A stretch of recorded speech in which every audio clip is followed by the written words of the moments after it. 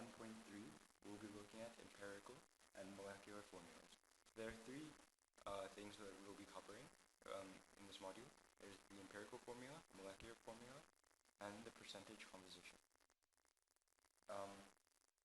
The empirical formula is essentially defined as the simplest whole number ratio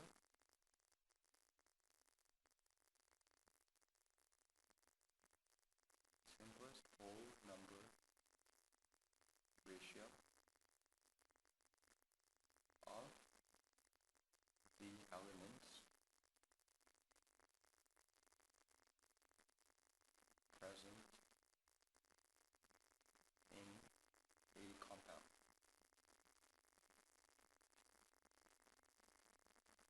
Whereas molecular formula is the total number of atoms, so total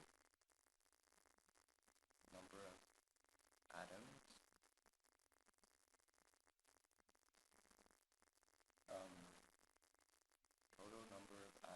in a compound.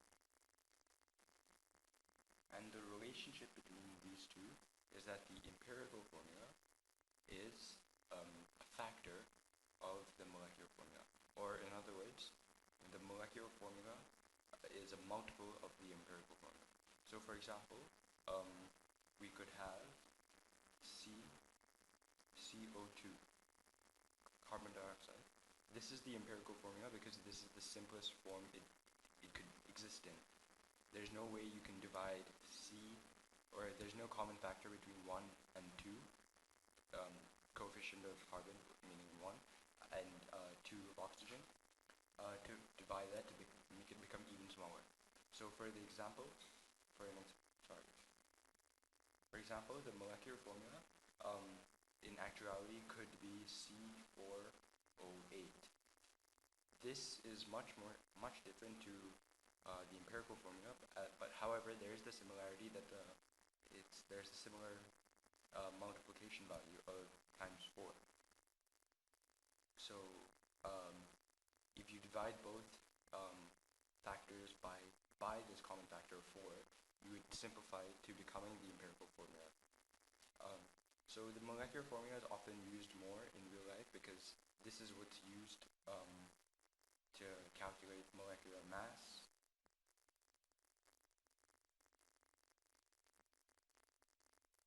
whereas the empirical formula is just simpler and it can be used to group different elements. And later on in organic chemistry, the empirical formula is often used to identify functional groups.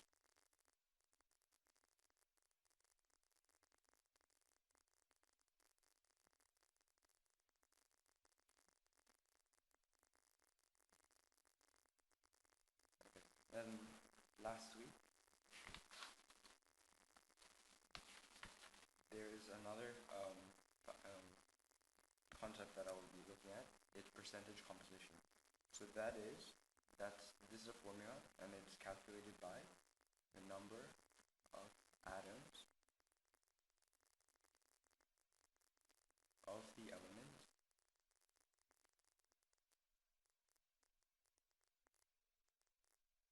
multiplied by the relative atomic mass.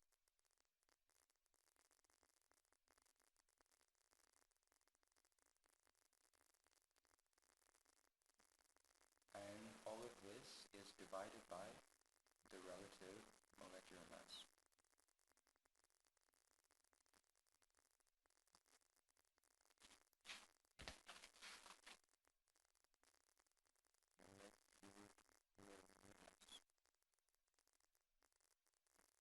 So for example, we can look at CO2, and let's say what is the amount of carbon, or what's the amount of oxygen in 2.2 grams of CO2. So firstly, to calculate this, we will have to calculate the number of atoms of the element. So we know that there are 2 atoms of that particular element, which is oxygen. So there's 2 times the relative atomic mass and of oxygen, that is 16. And this would be divided by the relative molecular mass. And we know that the relative molecular mass of carbon dioxide is 44. So eventually we'll get 32 divided by 44. And finally, we'll have to multiply this by 2.2. And this will give us an answer of 1.6 grams. So out of the 2.2 grams of carbon dioxide, 1.6 of those grams are given by the oxygen element, with the remaining 0.6 given by